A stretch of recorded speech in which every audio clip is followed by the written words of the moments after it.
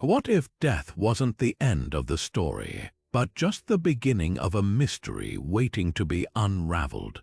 Across centuries and continents, humanity has buried its secrets with the dead, leaving behind tombs that whisper of lost civilizations, forgotten rulers, and untold treasures. These enigmatic burial sites are more than just resting places. They're time capsules, puzzle boxes crafted by ancient hands, daring us to uncover their secrets. From hidden chambers sealed for millennia to grand monuments that defy explanation, these graves hold stories that refuse to stay buried. Imagine standing at the entrance of a tomb untouched for thousands of years. The air is thick with dust and possibility. What lies beyond that darkened doorway? A pharaoh's cursed riches, a warrior's final battle, or perhaps something even stranger, a clue to a civilization's rise and fall, or a ritual so bizarre it challenges everything we thought we knew about the past. This is the allure of the world's most mysterious burial sites. They don't just give us answers, they force us to ask better questions. Today, we're embarking on a journey to 25 of these extraordinary places, each one a chapter in humanity's most enduring mystery, the bond between the living and the dead. We'll traverse sun-scorched deserts where pyramids hide labyrinthine passages, dive into underwater necropolises guarded by silence, and brave cursed crypts said to punish the curious. Some of these sites are famous, their names etched into history. Others are nearly forgotten, waiting for the right moment to reveal their secrets. But all of them share one thing in common: they refuse to give up their truths easily. So, are you ready to step into the shadows and meet the past on its own terms? The dead have been waiting, and their stories are stranger than fiction. The Great Pyramid of Giza doesn't just dominate the desert skyline. It defies the centuries. Built over 4,500 years ago, it remains the last standing wonder of the ancient world, a testament to engineering so precise it baffles modern architects. This isn't just a tomb, it's a riddle carved in stone. The pyramid was meant to house Pharaoh Khufu's remains, yet his sarcophagus has never been found. Was it stolen, hidden, or does it lie waiting in one of the pyramid's still-sealed chambers, like the mysterious voids detected by cosmic ray scanners in recent years? Consider the numbers: 2.3 million stone blocks, each weighing as much as an elephant, fitted together with gaps thinner than a credit card. How did a civilization without wheels or iron tools achieve such perfection? Some theories point to lost technology, pulleys we haven't rediscovered, or even sound-based levitation methods hinted at in obscure texts. Others argue the pyramid's alignment holds the key. Its sides face true north with near-impossible accuracy, while its air shafts align with stars sacred to the Egyptians, as if the builders were stitching the heavens into the very fabric of the tomb. Then there's the enigma of the Grand Gallery, a soaring corridor with no clear purpose, its walls polished to a mirror shine. Was it a ceremonial pathway for the pharaoh's spirit? A resonance chamber for forgotten rituals? Even the pyramid's mortar remains a mystery. Chemists still can't replicate its exact composition, yet it's held firm for millennia. Every layer of this structure whispers of secrets we've yet to decode. Perhaps the most haunting question isn't how they built it, but why they poured such unimaginable resources into a single grave. The answer might lie in the pyramid's hidden mathematics. Measure its proportions, and you'll find pi and the golden ratio embedded in its angles. Some believe it's a cosmic blueprint, a map to the afterlife, or even a warning from a long-lost civilization. One thing's certain: Khufu's pyramid refuses to surrender its truths. After thousands of years, it still stands as both a monument and a challenge, daring us to dig deeper into the shadows of history. Beneath the quiet farmlands of China's Shaanxi province lies a secret so vast, it took 2,000 years to stumble upon its edges. The tomb of Qin Shi Huang, China's first emperor, isn't just a burial site, it's an underground empire guarded by an army frozen in time. In 1974, farmers digging a well-struck clay instead of water, unearthing the first of thousands of life-sized terracotta warriors. Each face is unique, sculpted with startling individuality. Archers kneel with coiled tension, generals stand with silent authority, and chariots wait eternally for a battle that never comes. This isn't just an army, it's a snapshot of imperial power meant to serve the emperor in the afterlife. Yet these soldiers are merely the outer perimeter. At the heart of the complex lies the emperor's unopened tomb, sealed under a man-made mound and shrouded in legends. Ancient texts describe rivers of liquid mercury, mirroring the Yellow and Yangtze rivers, flowing through chambers lined with precious stones.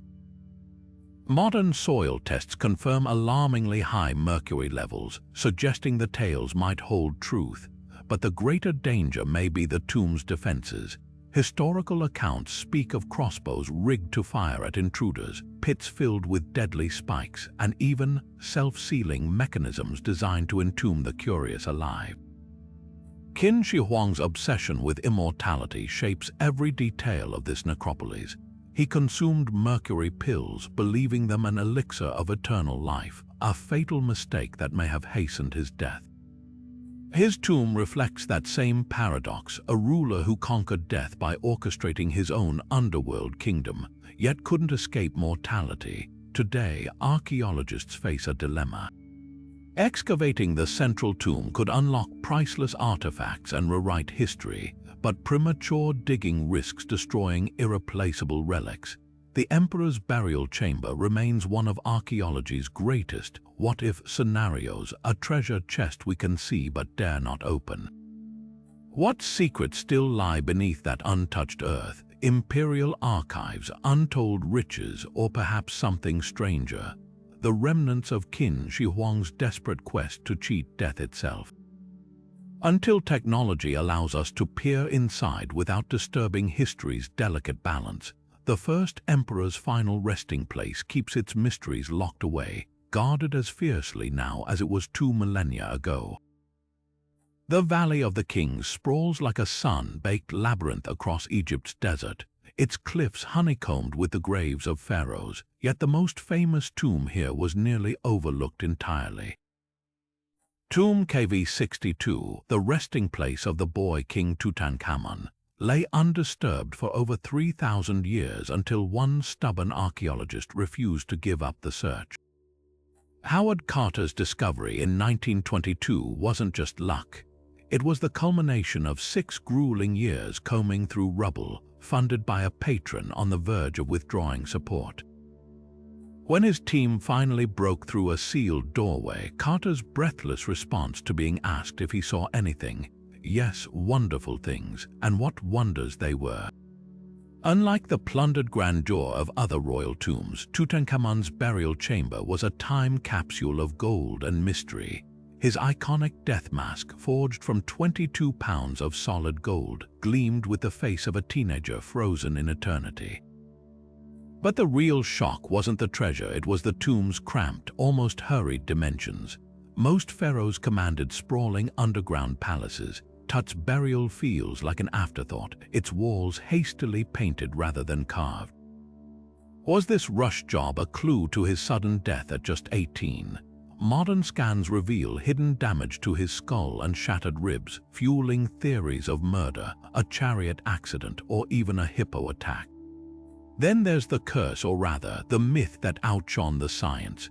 When Carter's patron Lord Carnarvon died months after the tomb's opening, newspapers spun tales of a pharaoh's vengeance. Never mind that Carnarvon had chronic health issues, or that Carter lived another 16 years, the legend took hold, proving that some tombs guard their secrets not with traps, but with stories we can't resist retelling. Perhaps the greatest enigma isn't how Tut died, but why his tomb survived intact when others were looted. Some suggest its entrance was buried by debris from nearby Ramses VI's tomb construction, hiding it in plain sight. Others point to its unusual position beneath workmen's huts, as if the boy king was deliberately tucked away. Today, the tomb's treasures dazzle museum crowds, but its walls still whisper unanswered questions about a young ruler's untimely end, the frenzied rush to bury him, and the incredible fortune that kept his story safe for us to uncover. Buried beneath the sands of modern-day Iraq, the royal tombs of Ur tell a story of both splendor and sacrifice. Discovered in the 1920s by British archaeologist Leonard Woolley, these 4,500-year-old chambers reveal the chilling grandeur of Mesopotamian burial customs. Here, kings and queens were laid to rest with unimaginable treasures, golden headdresses, lyres inlaid with lapis lazuli, and ceremonial daggers fit for the gods. But it's the so-called death pits that freeze the blood. Dozens of skeletons lie in orderly rows, their bones whispering of mass ritual sacrifice. Courtiers, musicians, even soldiers, all chose or were chosen to accompany their ruler into the afterlife, ingesting poison before being neatly arranged in their final poses. This wasn't mere burial, it was a carefully staged performance of devotion where the boundary between honor and horror blurred beyond recognition. Across the sea and millennia, Ireland's Newgrange passage tomb offers a stark contrast: no gold, no human sacrifices, but a celestial marvel carved in stone. Built 5,000 years ago, this massive circular mound hides a narrow passage leading to a central chamber, perfectly aligned with the winter solstice sunrise. For 17 minutes each December, sunlight pierces the darkness like a laser, illuminating spirals and zigzags carved by Neolithic hands. Were these symbols a map of the cosmos? A guide for the dead? Unlike Ur's lavish send-offs, Newgrange speaks of quiet communion with the cycles of nature. The builders hauled 200,000 tons of earth and stone without metal tools, their engineering precision rivaling Egypt's pyramids. What unites these two sites apart from their awe-inspiring scale is their obsession with transcendence. At Ur, death was a doorway to an opulent hereafter, purchased with treasure and lives. At Newgrange, it was a reunion with the rhythms of the universe, marked by sunlight on stone. One culture sought to take its wealth beyond the grave, the other sought to dissolve into the eternal. Both whisper the same haunting question across the ages: how far would you go to conquer the unknown? The pyramid-shaped mound marking Qin Shi Huang's tomb isn't just a burial site, it's a carefully constructed illusion, a decoy hiding the true scale of what lies beneath. While the earthen hill appears modest compared to Egypt's pyramids, its secrets sprawl downward like inverted architecture, a mirrored empire built for the dead. Ancient texts describe a subterranean replica of the emperor's kingdom, complete with miniature rivers of mercury, constellations of pearls on the ceiling, and bronze models of his armies guarding the perimeter. This wasn't just a tomb, it was an entire afterlife ecosystem, a painstaking recreation of the world he ruled in life, frozen in time for his eternal reign. Yet the most tantalizing mystery isn't what's inside, it's why modern scientists refuse to dig deeper. The answer lies in both technology and terror. Soil samples reveal mercury concentrations nearly 100 times higher than normal levels, confirming ancient accounts of toxic rivers designed to deter grave robbers. But the real danger isn't just poison, it's the risk of irreversible damage. When archaeologists opened lesser chambers in the 1970s, vivid murals began flaking away within seconds of exposure to air. Imagine what could be lost if we breached the central tomb prematurely. Delicate silk manuscripts, lacquerware, or even the emperor's own remains, preserved for millennia in a carefully balanced microenvironment. There's also the unsettling possibility that the tomb's defenses still work.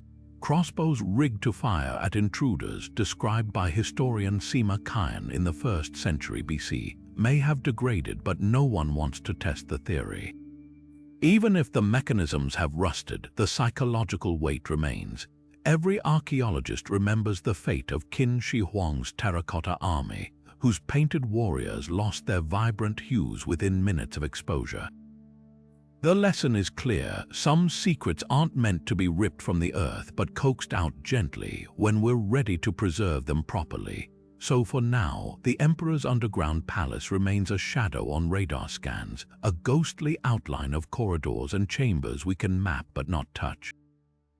Maybe that's fitting. Qin Shi Huang spent his life obsessed with controlling his legacy, and in death, he's succeeded. His final puzzle remains locked, not by stone or poison, but by our own reverence for the past.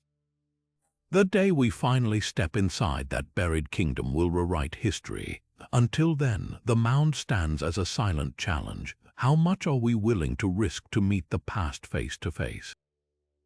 The mystery of Alexander the Great's final resting place isn't just a question of archaeology. It's a 2,300-year-old game of hide and seek with history itself. The conqueror who toppled empires died abruptly in Babylon in 323 BC at just 32 years old, leaving behind a power vacuum and a corpse that would become one of antiquity's most hotly contested relics. According to ancient texts, his body was first placed in a golden sarcophagus filled with honey to slow decay, then stolen by one of his generals during a funeral procession meant to return him to Macedonia.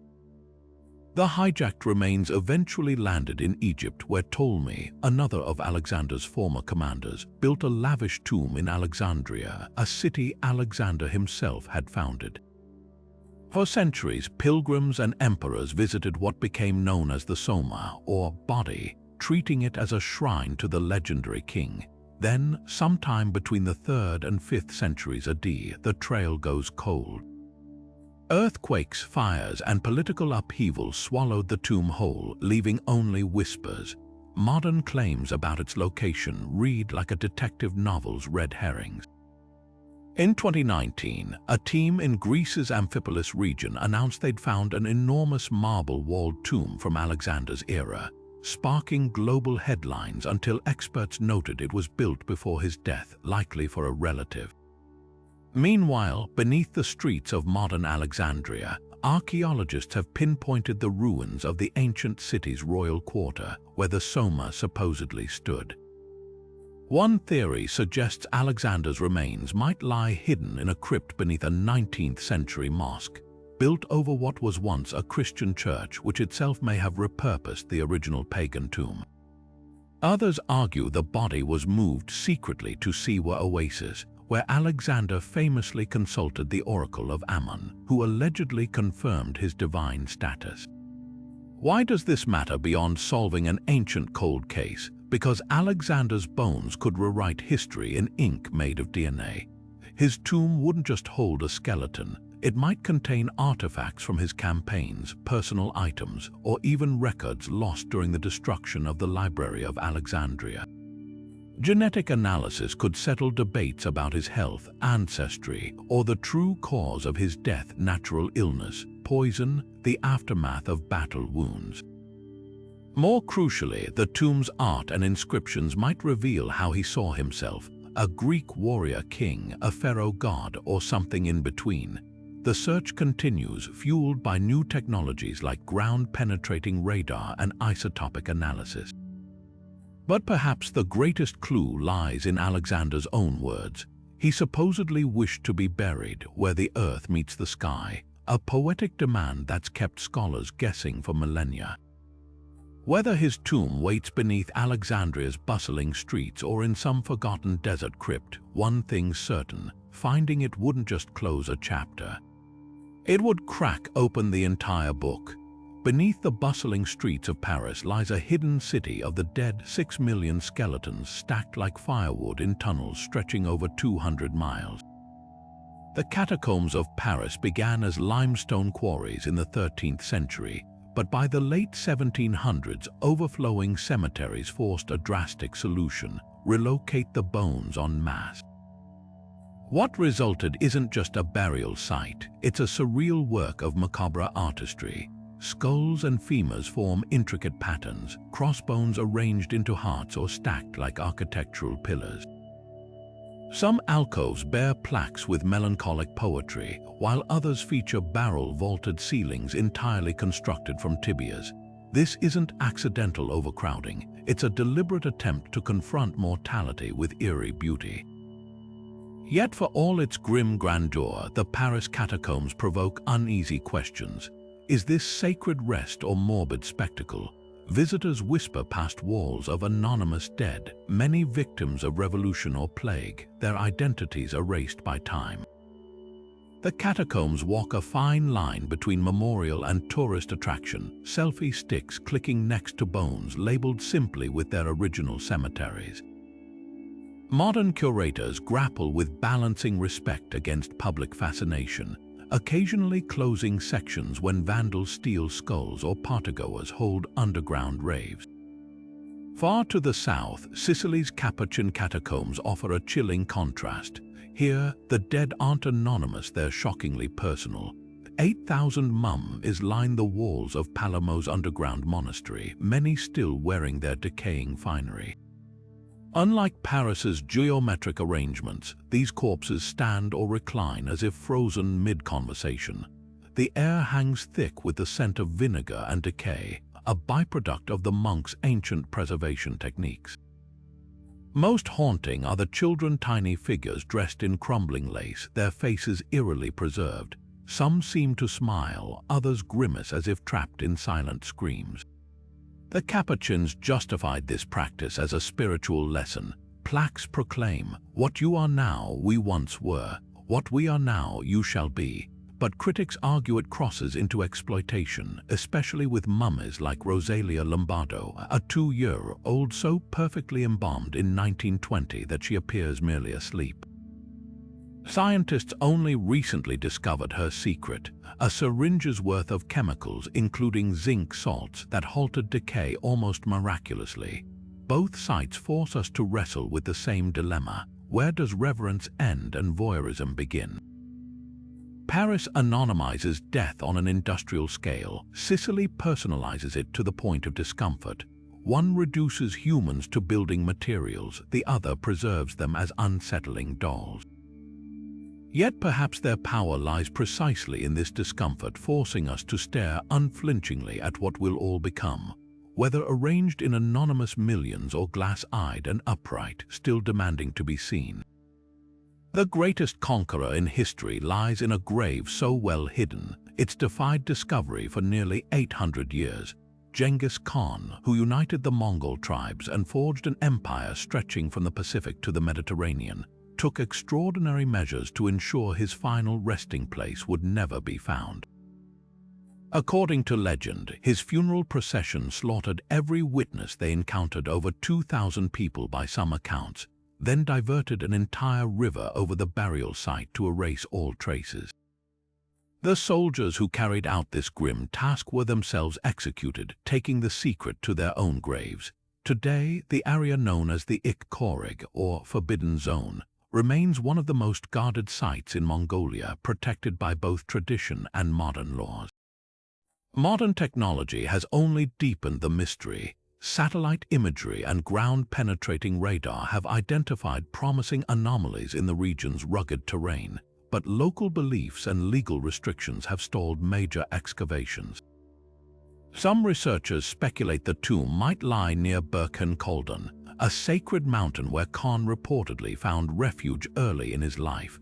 Others suggest the nearby Onon River could hold clues. If ancient engineers truly altered its course to conceal the grave, sediment analysis might reveal man-made disturbances.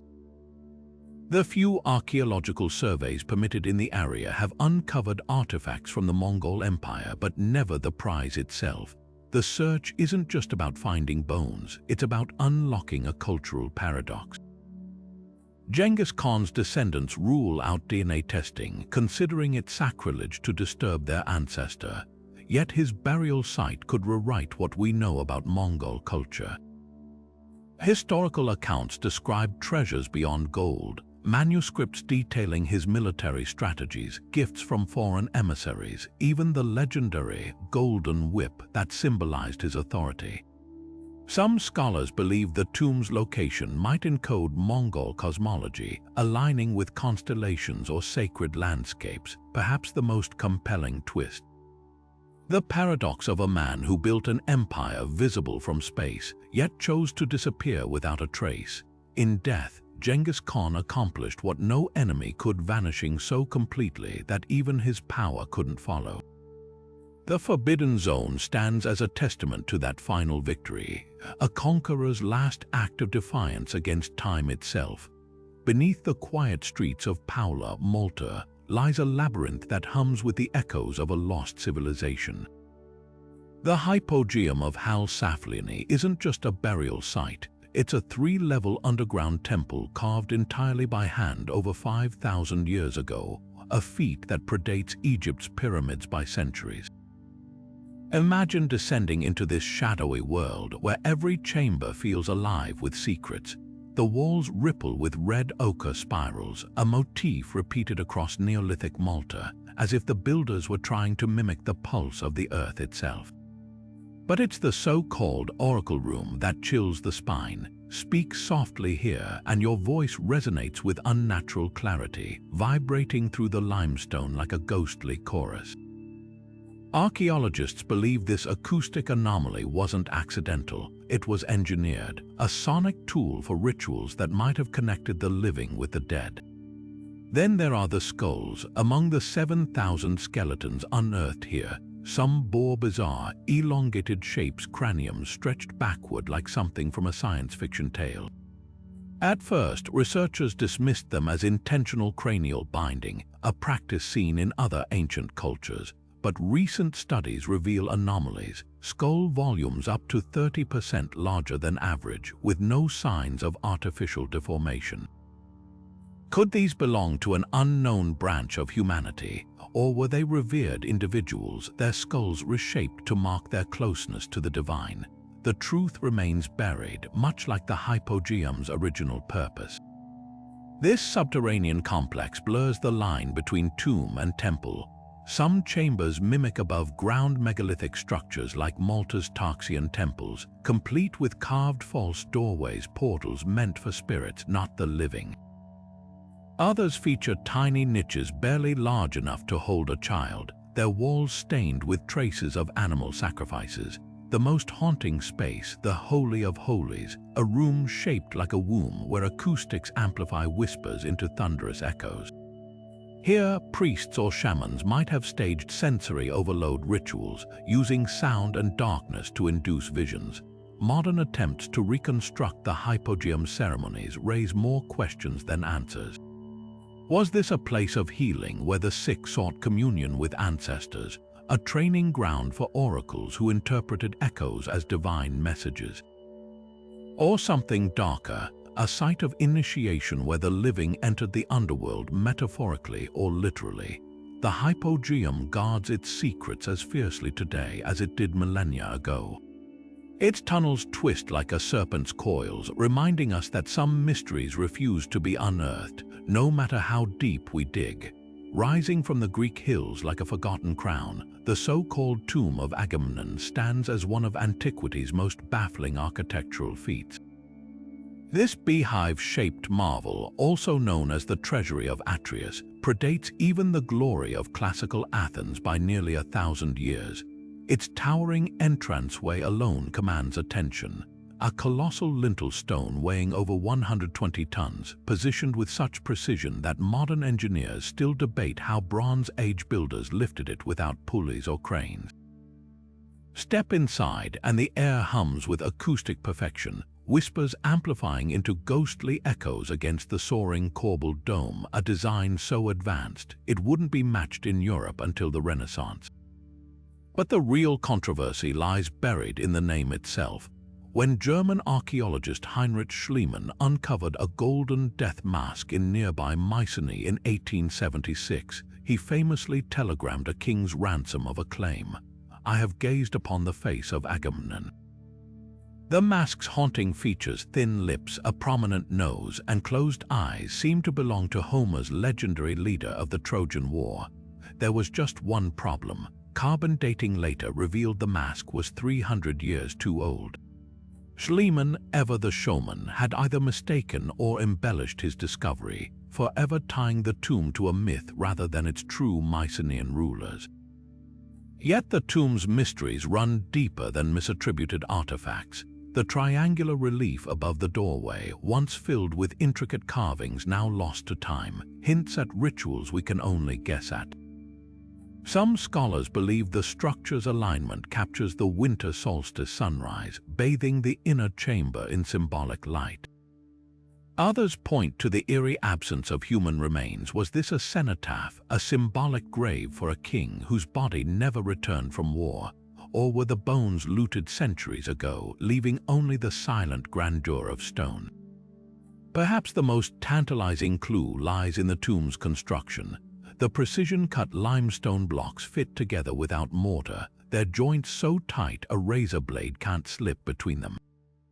This wasn't just a tomb, it was a statement, a declaration of power meant to awe subjects and rivals alike.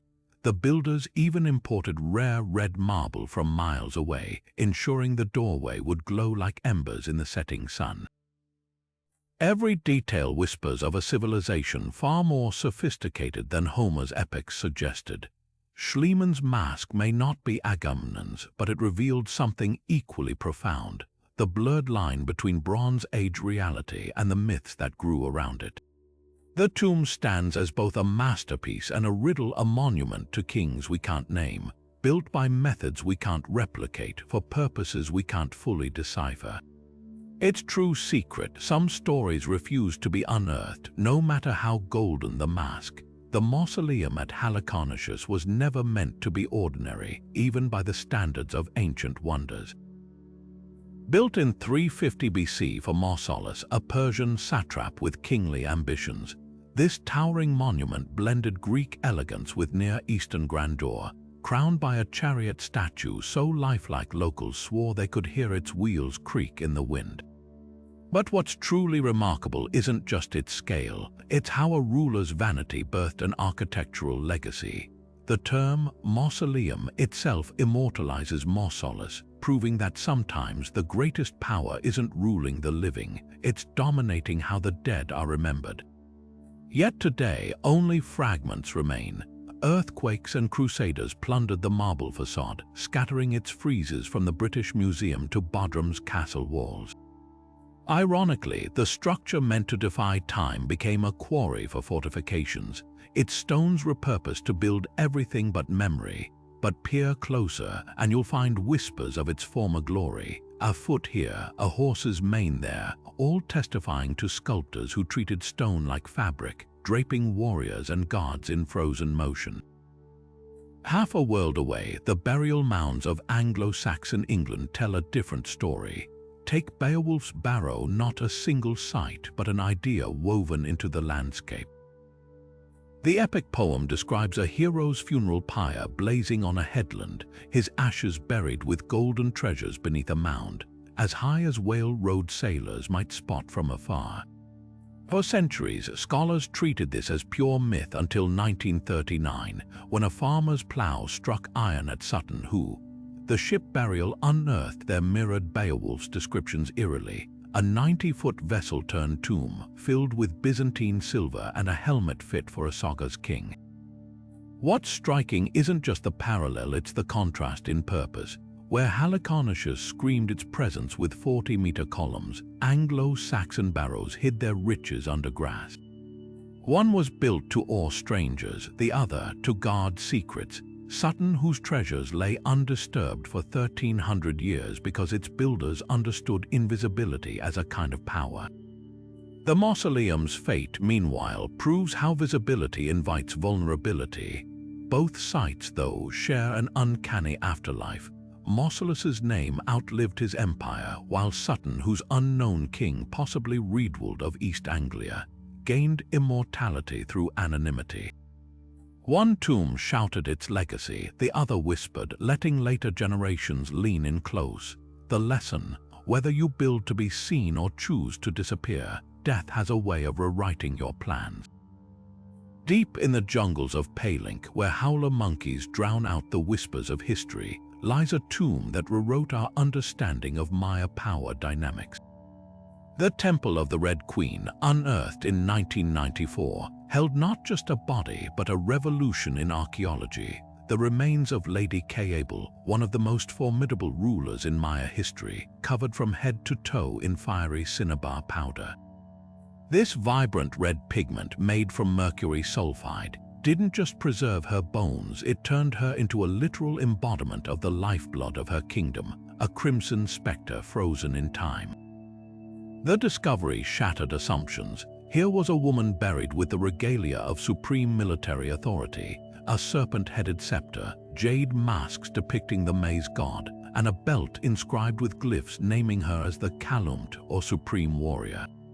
Her tomb's position within Palink's grandest pyramid complex, right beside her husband's, proved something radical. Maya queens weren't just ceremonial figureheads. They commanded armies, presided over rituals, and wielded power as absolute as any king.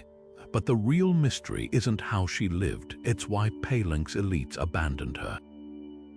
When archaeologists pried open the limestone sarcophagus after 1,300 years, they found signs of deliberate disrespect. Someone had broken the tomb's offering vessels, possibly during the city's chaotic collapse.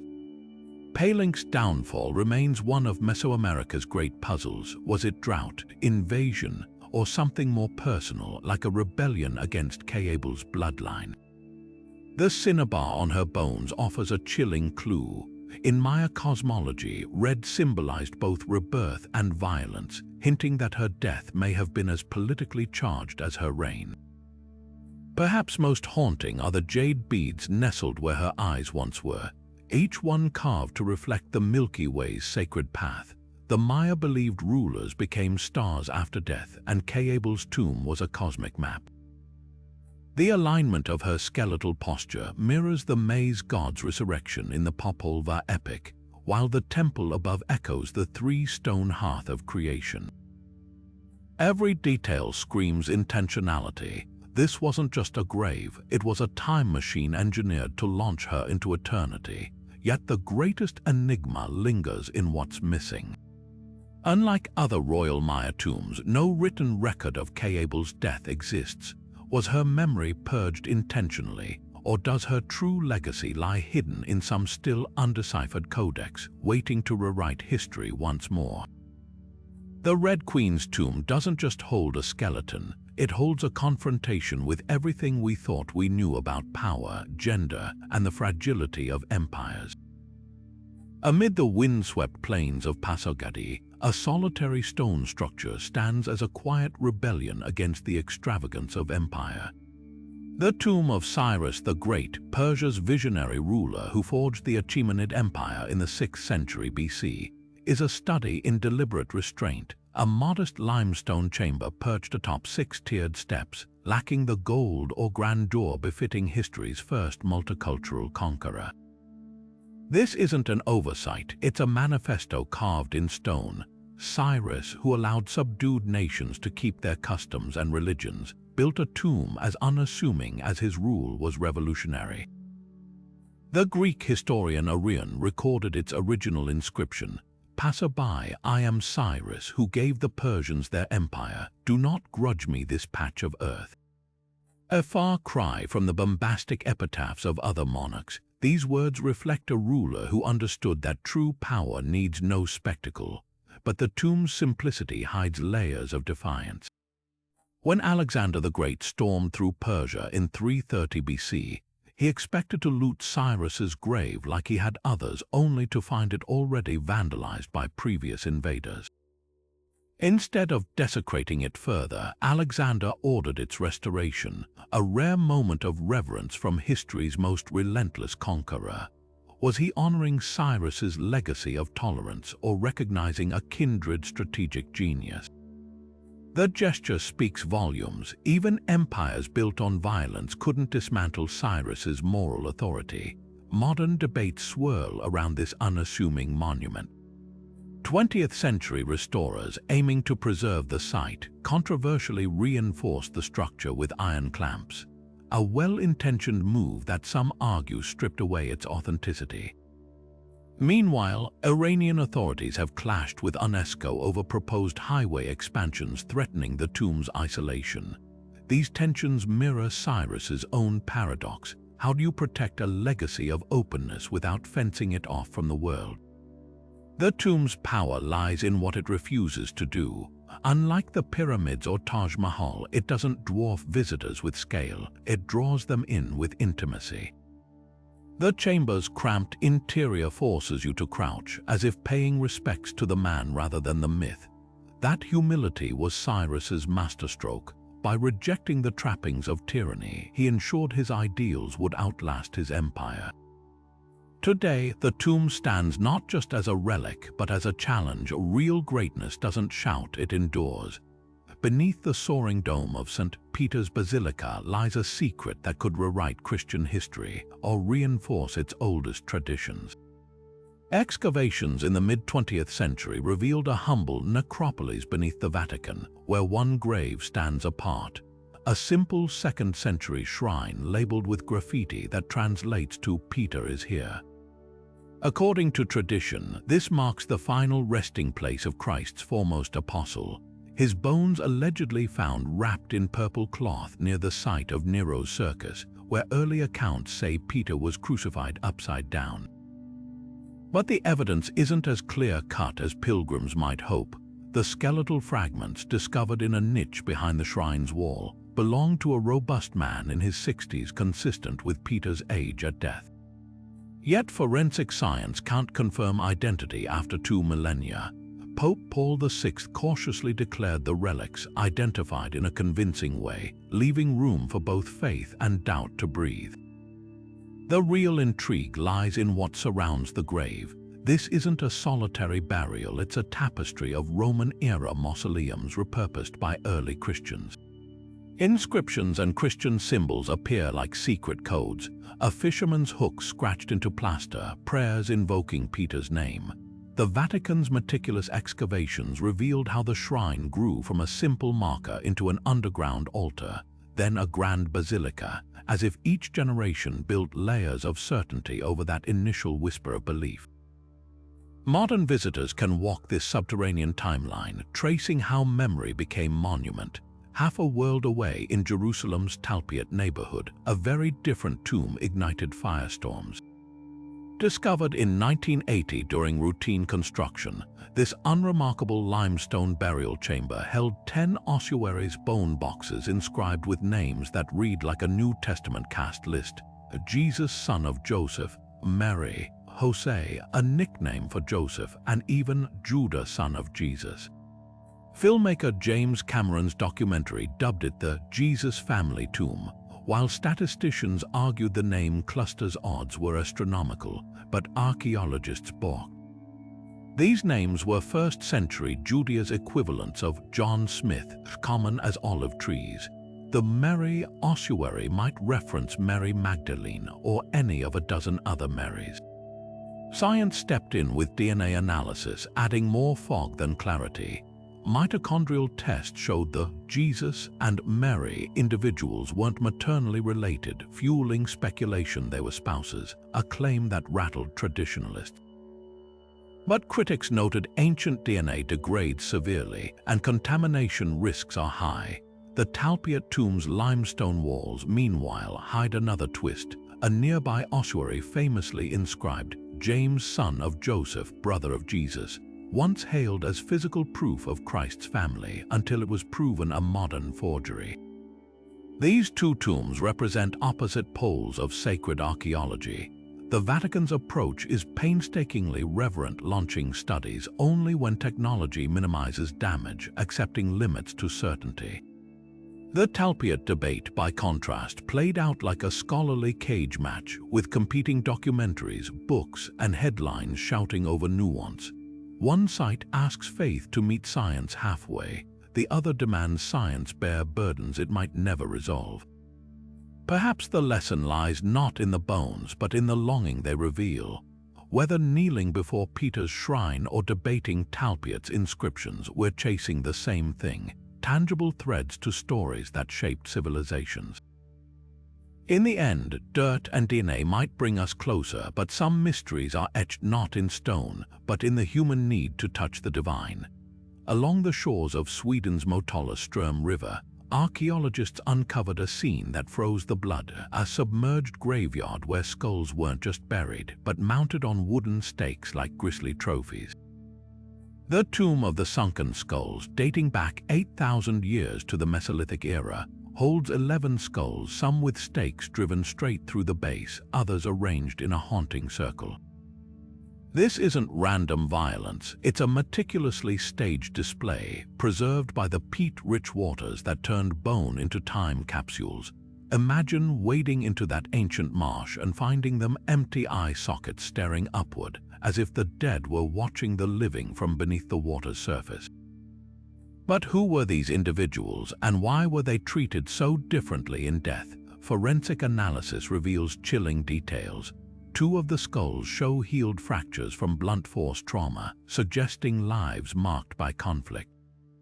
Another belonged to a woman with a genetic mutation for dark skin and blue eyes, a rarity in Scandinavia's early populations. Most unsettling, the stakes weren't makeshift weapons. They were carefully smoothed oak and elm poles, their ends sharpened to precision. This was no hasty act of war, it was ritual performed with deliberate craftsmanship. Theories about the site's purpose split like river currents. Some scholars argue the skulls represent ancestor veneration, a bridge between worlds where the dead protected the living. In this view, the stakes weren't desecration, they were pedestals, lifting the deceased into a sacred role. Others point to darker possibilities. The arrangement mirrors later Norse accounts of nithstung, curse poles used to shame enemies. Could these be the earliest evidence of ritualized vengeance? Then there's the water itself, a liminal space in many cultures believed to hold spirits. Were the skulls offerings to river deities or warnings to trespassers? One clue lingers in the bone's chemistry. Isotope analysis shows the individuals ate a diet rich in freshwater fish, suggesting they belonged to a lakeside community. But why only skulls? Missing jawbones hint at post-mortem manipulation, perhaps to silence the dead or release their spirits. The absence of children's remains argues against mass violence, leaning toward symbolic selection. Modern Sami traditions offer a tantalizing parallel. Their yoik songs describe ancestors' skulls as conduits for wisdom. Could Mesolithic people have shared this belief? Without written records, we're left with silence deeper than the river. The Tomb of the Sunken Skulls refuses to surrender its meaning, forcing us to confront the uncomfortable truth that some ancient practices resist tidy explanations. What's certain is this: 8 millennia ago, someone stood knee-deep in frigid water, carefully skewering skulls onto wood, convinced they were doing something necessary. Whether it was reverence, terror, or something in between, their message floats through time, fragmented, haunting, and utterly human. Beneath the quiet earth of Castel di Decima, just outside Rome, lies a warrior who refused to let death strip him of his dignity. The Tomb of the Silver Hands, dating back to the 7th century BC, holds the remains of an Etruscan nobleman, but it's what rests beside his bones that chills and fascinates in equal measure. Nestled where his own hands should have been are 2 shimmering silver prosthetics, meticulously crafted with articulated fingers and detailed fingernails, their palms slightly curled as if frozen mid-gesture. These aren't mere symbols or ceremonial ornaments, they're functional replacements, engineered with a precision that rivals modern medical devices. The discovery forces us to rethink everything we assumed about ancient medicine. How did a civilization from the dawn of Iron Age Italy achieve such sophistication? And what desperate need or profound reverence drove them to forge metal hands for the dead? Forensic analysis offers tantalizing clues. The warrior's arm bones show signs of deliberate amputation, likely from battle or ritual punishment. But here's the twist: the clean, healed edges suggest he lived for years without his hands before his burial. The prosthetics weren't just for the afterlife, they might have been used in life, strapped to his stumps with leather bindings hinted at by residue on the silver. Imagine this aristocrat moving through Etruscan society, his gleaming hands a testament to both his suffering and his status. Silver was sacred to the Etruscans, associated with lunar deities and the transition between worlds. By replacing flesh with metal, his people may have been transforming his wounds into a bridge between mortality and divinity. The craftsmanship stuns even modern experts. Each finger joint is hinged with tiny rivets, allowing limited movement, perhaps enough to clutch a ceremonial cup or make symbolic gestures during rituals. The palms bear delicate etchings of lifelines mirroring the creases of a real hand. This attention to detail suggests the prosthetics weren't just practical, they were deeply personal, blurring the line between medicine and art. Some scholars argue they reflect the Etruscan belief in the body's integrity after death. A soul couldn't journey whole to the afterlife if its physical form was incomplete. Others see them as a statement of defiance, a warrior claiming victory over his own mutilation. But the tomb holds darker mysteries too. Burn marks on the silver hint at purification by fire, while the skeleton's positioning face down, unlike typical Etruscan burials, whispers of possible disgrace or supernatural fears. Was this man honored as a hero or feared as someone marked by the gods? The answer might lie in the other grave goods, a bronze helmet crushed as if ritually killed, and a spear bent deliberately to render it useless. These acts suggest a burial trembling with ambiguity, a mix of reverence and caution. The Silver Hands warrior challenges our assumptions about antiquity's limits. While we credit the Romans with medical advances, his prosthetics predate their empire by centuries. Similar devices wouldn't reappear in Europe until the Middle Ages, making this tomb a staggering outlier. Perhaps the most haunting question isn't how the Etruscans crafted these hands. It's why the knowledge was lost. For a fleeting moment, a civilization glimpsed the future of medicine, only to have that light snuffed out by time. The warrior's silver fingers seem to clutch at the present from across millennia, refusing to let us forget. History remembers Qin Shi Huang as the unifier of China, but few know the chilling story of the heirs who never got to rule. Just a short distance from the emperor's mercury-laden tomb lies a far grimmer burial site, a mass grave containing the shattered remains of his own children. Archaeologists uncovered this pit in the 1970s, its contents telling a story of power so absolute it consumed even the emperor's blood. Among the jumbled bones, forensic experts identified at least 20 individuals, some as young as 12, their skeletons bearing the unmistakable marks of violent death. Broken vertebrae suggest beheading, while rib cages show puncture wounds from bronze spears. This wasn't just execution, it was eradication. The tragedy unfolds through the grave's eerie artifacts. Golden hairpins and jade seals lie tangled with iron shackles, a heartbreaking mix of privilege and punishment. One young prince's skeleton still clutches a carved tiger amulet, a symbol of royal authority now rendered meaningless. Historical records hint at why these heirs met such a brutal end. As Qin Shi Huang lay dying in 210 BC, his court devolved into a viper's nest of conspiracy. Chief eunuch Zhao Gao allegedly forged the emperor's will, ordering the elimination of potential rivals including the crown Prince Fusu. But the tomb's victims suggest the purge ran deeper than politics.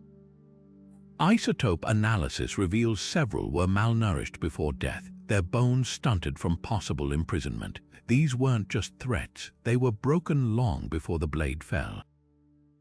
What makes this site uniquely unsettling is its juxtaposition with the emperor's own tomb. While Qin Shi Huang built an eternal empire underground, his children were dumped like common criminals, their grave lacking even basic funeral goods beyond what they wore at death. The contrast couldn't be starker, one man's obsessive quest for immortality purchased with his dynasty's future. Yet the most haunting detail emerges from DNA studies. Some female skeletons share no genetic link to the others, likely concubines caught in the purge. Their presence hints at a chilling possibility. This wasn't just about securing the throne, but wiping out entire bloodlines. Today, the pit serves as a silent counterpoint to the terracotta army's grandeur. For all the first emperor's achievements, his legacy is also written in the bones of his children, a reminder that no amount of gold or mercury can purify history's darkest stains. In cities around the world, an empty grave speaks louder than any monument. The tomb of the unknown soldier, replicated across nations from Arlington to Westminster, from Paris to New Delhi, holds more than just bones. It cradles the collective grief of millions who never got to bury their loved ones. These hallowed sites share an identical purpose: to honor sacrifice so vast it transcends names. The soil here contains no kings or conquerors, just the echo of ordinary lives swallowed by war's machinery. Yet the rituals surrounding these tombs feel anything but ordinary. The precision of the guard steps, the flicker of eternal flames, the stillness of rifles reversed, every detail whispers that while we may not know who lies beneath, we'll never forget what they represent. These modern memorials carry the same weight as ancient royal burials, trading golden sarcophagi for something more powerful, anonymity as a mirror. Where pharaohs stacked treasures to ensure their immortality, unknown soldiers prove that sometimes the most enduring legacy is the one without a face. Visitors don't come to see a specific hero, they come to see themselves reflected in the void, projecting their own lost fathers, sons, and brothers onto that hollowed earth. The genius of these tombs lies in their emptiness. They're vessels for whatever mourning we need to pour into them. Half a world and 12 centuries away, the Oseberg ship burial offers a different kind of mystery, one bursting with identity yet just as enigmatic. In 1904, Norwegian farmers stumbled upon a Viking longship buried in blue clay, its prow still snarling with carved serpents after 1,200 years. Inside lay two women, one around 80, her bones racked with arthritis, the other in her 50s, her teeth filed with intentional grooves that hint at ritual or status. The elder, many believe, was Queen Asa, grandmother of Norway's first king. But it's the younger woman who puzzles historians. Was she a sacrificed slave? A priestess, a lover, the truth sank into the clay with her. What's certain is the care taken in their send-off. This wasn't just a burial, it was a mobile palace for the afterlife. The ship carried walnut wood sleds, tapestries depicting processions, and even a cart with intricately carved wheels, items meant for a journey, not stagnation. Most haunting are the 15 horses and 6 dogs whose skeletons were found nearby, their necks twisted sharply as if death came suddenly in the dark. The Oseberg grave doesn't just represent wealth, it's a snapshot of Viking belief where the afterlife required the same comforts as the living world. These two tombs, one stripped of all identity, the other overflowing with it, bookend humanity's relationship with mortality. The unknown soldier asks us to remember without knowing. Oseberg's women demand we acknowledge their individuality, even as time erases their stories. Both sites confront us with the same truth. Whether named or nameless, every life leaves a mark. The difference lies in who gets to decide what that mark means: the living, the dead, or the relentless march of history itself. Dust swirls around the arid plains of northern Peru, where a tomb buried for over 1,500 years tells a story that shattered everything we thought we knew about the Moche civilization. In a pyramid at San Jose de Moro, archaeologists unearthed the burial of a woman surrounded by the trappings of absolute spiritual authority. Solid gold crowns, ceremonial knives, and a goblet filled with the residue of hallucinogenic brew. This wasn't just any noblewoman. This was the Moche priestess, a figure whose existence forced scholars to rewrite history books. Her tomb stands as a defiant counterpoint to the long-held assumption that Moche rulers were exclusively male warriors. The artifacts speak with startling clarity. Her headdress alone, a towering crescent of hammered gold, would have dominated any ceremonial gathering, its weight demanding the same physical endurance as any warrior's helmet. The knives buried with her weren't decorative. Their edges showed wear from repeated use in sacrifices, their blades darkened with traces of blood, most telling.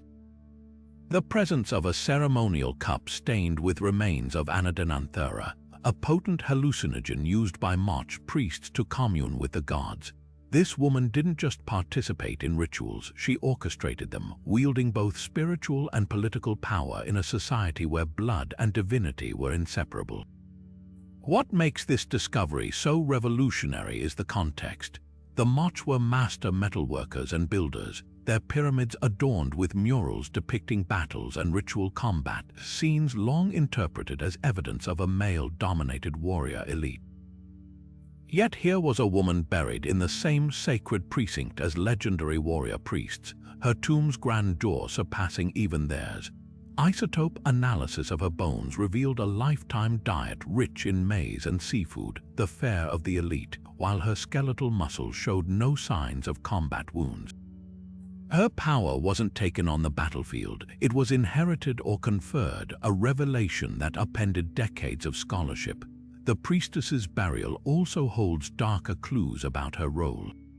Among her grave goods were copper cups engraved with scenes of prisoners being sacrificed, their throats slit, their blood collected in goblets identical to the one buried with her. This wasn't just symbolism. Her tomb contained the skeletons of 3 attendants, likely sacrificed to accompany her into the afterlife. The message is unmistakable. Her authority extended to the ultimate act of life and death. Yet the greatest mystery lingers in the ruins around her. At least 7 other high-status female burials have been found at San Jose de Moro, suggesting this priestess wasn't an anomaly, but part of a lineage of women who ruled alongside, or even above, their male counterparts. Why did earlier excavations miss this? Perhaps because we weren't looking. For centuries, archaeologists interpreted elaborate burials as male by default, projecting modern gender biases onto the past. The Mach priestess forces us to confront those assumptions, proving that power wears many faces, some crowned in gold, some wielding blades, all demanding to be seen.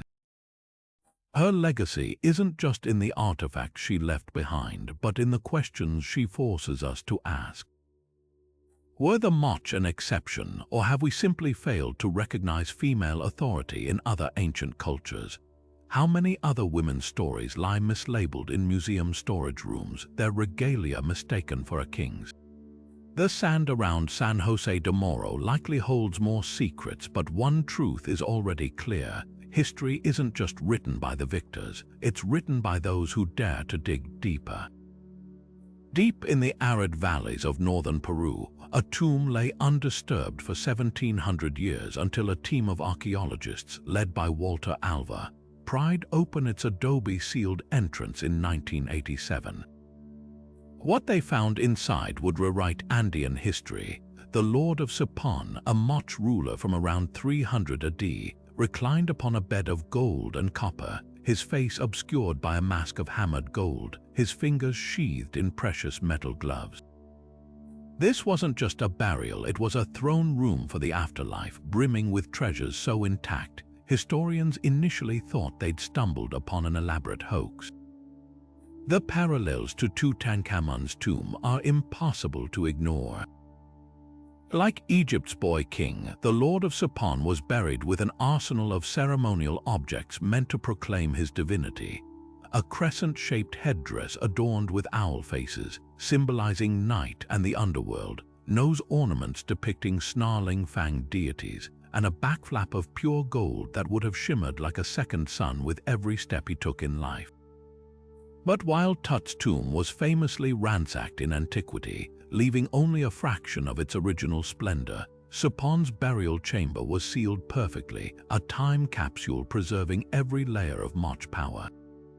The real shock lay in the tomb's supporting cast. Surrounding the Lord were the skeletons of 9 attendants warriors with amputated feet, likely to prevent them from abandoning their post in the afterlife, a decapitated child, and even a guard dog still wearing its copper collar. 2 young women, possibly concubines, were arranged at his sides, their bones bearing no marks of violence, suggesting they drank poison willingly. This grim retinue wasn't just about service, it was a recreation of the Lord's earthly court, frozen in death to mirror his living authority. Where Tutankhamun's tomb gave us insight into Egyptian burial rites, Sapon's grave ripped the veil off much political theology. The Lord's regalia wasn't merely decorative, it was functional. His gold and silver sandals, for example, bore soles studded with sharp obsidian flakes, designed to cut the earth during rituals, symbolizing his power over the land. His burial mask wasn't a portrait, it was a transformative object, its movable parts allowing priests to animate it during ceremonies, blurring the line between man and God. Modern technology has peeled back even more layers. CT scans revealed the Lord suffered from chronic arthritis, likely from years of kneeling in elaborate rituals. His teeth bore grooves from holding metal implements during ceremonies, while his spine showed the wear of a lifetime wearing heavy headdresses. This wasn't just a pampered elite. He worked for his divinity, his body as much a tool of statecraft as his golden scepter.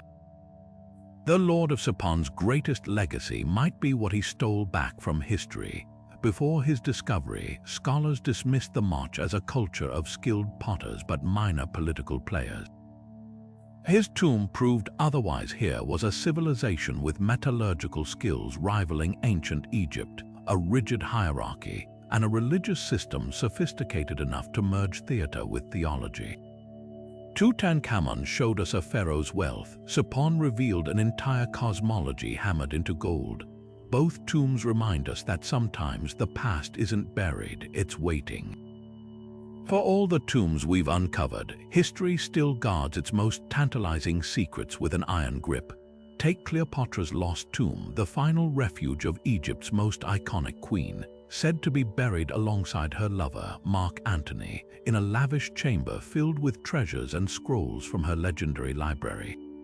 Ancient texts hint it lies near Alexandria's Taposiris Magna Temple, where archaeologists have found tunnels snaking beneath the water table, their walls carved with clues pointing to a royal burial. But here's the twist. After 2 decades of digging, the team's biggest discovery isn't gold, it's a network of submerged chambers, their entrances blocked by centuries of silt and seawater. Could Cleopatra's tomb be lurking in those flooded corridors, just out of reach, or was her body secretly moved to throw off enemies, as one Roman account suggests? The answer might lie in the temple's foundations, where recent scans reveal voids too perfectly shaped to be natural. Then there's Mount Nemrut's silent sentinels, the colossal stone heads of gods and kings, toppled from their thrones and left staring blankly across the Turkish highlands. Built by King Antiochus I 2,000 years ago, this mountaintop sanctuary was meant to bridge heaven and earth. But the real mystery isn't the giant statues we can see, it's what might lie beneath them. Ground-penetrating radar has detected anomalies under the terrace, suggesting hidden chambers or even a royal tomb. Antiochus's inscriptions boast of a divine resting place where his body would merge with the stars. Could he have engineered his own celestial elevator buried deep in the mountain? The local government, wary of damaging the UNESCO site, has blocked excavations, leaving us to wonder if the answers are inches away or forever out of reach. Technology is rewriting the rules of discovery. In Guatemala's jungles, Lidea has peeled back the canopy to reveal 60,000 previously unknown Maya structures, entire cities swallowed by vines. One pyramid, its base dotted with strange depressions, might house a ruler's tomb untouched since the classic Maya collapse. Meanwhile, in Italy, muon radiography, a technique using cosmic rays, is mapping the voids beneath Naples, where rumors place the grave of Virgil, Rome's greatest poet. His burial site was a pilgrimage destination for centuries, then vanished from records. Now, scientists are scanning volcanic rock for the faintest whisper of a hidden chamber. The next decade could shatter our understanding of the past. Imagine drones equipped with thermal sensors sweeping the deserts of Sudan to locate the lost tombs of Nubian kings, or AI algorithms cross-referencing ancient texts with satellite data to pinpoint burial sites mentioned in scrolls but lost to time. Even underwater robotics are joining the hunt, probing shipwrecks like the one off Antikythera that yielded the world's oldest analog computer. Could its next find be a drowned mausoleum? Perfect digging into the past isn't just about uncovering history, it's about grappling with who gets to tell its story. The ethics of tomb excavation simmer at the intersection of science and soul, where every trowel of dirt raises questions. Are we preserving culture or plundering it? Take the case of Nefertiti's iconic bust, currently housed in Berlin's News Museum. Egypt has demanded its return for decades, arguing the artifact was smuggled out under questionable colonial-era agreements. But Germany insists it's a global treasure, better preserved and studied where it is. This isn't just a custody battle over clay and pigment, it's a clash over who controls narrative itself. Technology offers a tentative middle ground.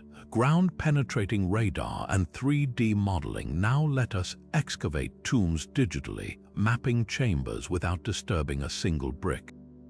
When researchers scanned Tutankhamun's burial site in 2015, they discovered hidden passages potentially leading to Nefertiti's lost grave, all while leaving the structure untouched. Drones equipped with thermal sensors survey inaccessible sites, and AI reconstructs fragmented artifacts virtually. These tools promise a future where curiosity doesn't have to mean violation. Yet even non-invasive methods can't resolve every dilemma. The Lenape people of North America recently halted a planned scan of sacred burial mounds, arguing that spiritual harm isn't mitigated by avoiding physical contact. For many indigenous communities, the mere knowledge of what lies beneath violates traditions that demand the dead remain undisturbed. Contrast this with the catacombs of Rome, where centuries of public veneration have made the skeletons their communal heritage, their bones arranged into chandeliers for all to see. One culture's sacrilege is another's sacred duty. The urgency of climate change adds another layer. Rising sea levels threaten coastal tombs like Japan's coffin mounds, while looting, often fueled by poverty or conflict, destroys context faster than archaeologists can document it. Sometimes excavation feels less like a choice and more like a rescue mission. But who decides what gets saved? The academic pressing for knowledge, the descendant community pleading for respect, or the global audience hungry for connection? Perhaps the answer lies in redefining what preservation means. In Norway, the Viking Ship Museum lets Oseberg's timbers slowly disintegrate under controlled conditions, accepting decay as part of their story. Meanwhile, Mexico's National Anthropology Museum collaborates with Maya descendants to reinterpret exhibits, blending science with oral tradition. These approaches acknowledge that tombs aren't just time capsules, they're living conversations between past and present. The real treasure isn't gold or bones, but the wisdom to know when to dig, when to walk away, and when to simply listen. History's greatest mysteries don't always belong to the distant past. Some graves refuse to give up their secrets even in our modern era. Consider the case of the Somerton Man, an unidentified corpse found slumped against a seawall in Adelaide, Australia in 1948. Dressed in a fine suit with all labels carefully removed, this well-groomed stranger carried no wallet, no identification, just a scrap of paper torn from a book of Persian poetry, bearing the words Taman Shud. When authorities traced the book to a nearby car, they found a hidden phone number and coded message that remains unbroken to this day. His autopsy revealed bizarre details: an enlarged spleen, blood pooled oddly in his stomach, and muscles so stiff pathologists speculated he'd been poisoned, yet no toxin was ever identified. Buried in an unmarked grave, his true identity and the reason for his death continue to elude investigators, sparking theories ranging from Cold War espionage to a star-crossed lover's suicide. Then there's the skyjacker who vanished into legend, D.B. Cooper, who parachuted from a hijacked plane over the Pacific Northwest in 1971 with $200,000 in ransom money, never to be seen again. While most assume he died in the wilderness, some researchers propose an unsettling alternative. What if he survived and was quietly buried under an assumed name? In 2017, a team analyzing the case discovered an unclaimed grave in Washington state, matching the description of a man who'd appeared suddenly in the area around the time of the hijacking. A man who carried large sums of unexplained cash and who, before his death, allegedly confessed to being Cooper. Though DNA tests proved inconclusive, the theory lingers like fog over the case. Could history's most famous skyjacker be resting anonymously in a small-town cemetery, his secret intact even in death? These modern graves share an eerie kinship with their ancient counterparts, the same stubborn silence, the same tantalizing clues that lead nowhere. The Somerton man's coded note echoes the undeciphered scripts of lost civilizations, while Cooper's potential grave mirrors the empty tombs of legendary figures whose bodies were said to disappear. Even our forensic technology, capable of extracting DNA from millennia-old bones, sometimes meets its match in contemporary cases, reminding us that some mysteries transcend time. Whether it's a pharaoh's missing sarcophagus or a hijacker's unmarked plot, the dead keep their secrets on their own terms, proving that curiosity and uncertainty are as much a part of the human condition now as they were 4,000 years ago. From the pyramids to the unmarked graves of modern mysteries, every tomb tells two stories, one of the past it preserves, and one of the future it whispers to. These silent chambers are more than just resting places. They're conversations across centuries, forcing us to ask not just who was buried, but why we're still digging. Think about it, the artifacts we bury today, time capsules, digital archives, even space probes carrying human DNA, are tomorrow's archaeological puzzles. What will future explorers make of our smartphones sealed in museum vaults, or our carbon fiber caskets? Will they misunderstand our rituals as wildly as we've misread the elongated skulls of Malta or the silver hands of Etruria? The real magic of these sites isn't just in their gold or bones, it's in the way they collapse time. Standing before Tutankhamun's sarcophagus or the Terracotta army, you're not just a spectator to history, you're part of its unspooling. Every generation layers new meaning onto these graves, whether it's Schliemann projecting Homer's legends onto a golden mask or modern scientists decoding climate crises from the isotopes in a Mach priestess's teeth. Tombs are mirrors reflecting back whatever questions we bring to them. So here's a challenge for you. The next time you walk past a cemetery or read about a new discovery, pause and ask, what's your unfinished story? What fragments of your life might someday wind up behind glass, puzzling strangers 1,000 years from now? And more hauntingly, will they get it right? Before you go, let's keep this conversation alive. Tap that like button if these ancient mysteries gripped you as hard as they gripped us, and subscribe to join us as we unearth more stories hidden in plain sight. Now it's your turn. Drop your favorite tomb enigmas in the comments. Is there a crypt we missed that keeps you up at night? A theory about Cleopatra's lost grave or Genghis Khan's hidden valley? Share it below. After all, history isn't just something we dig up, it's something we build together, one question at a time.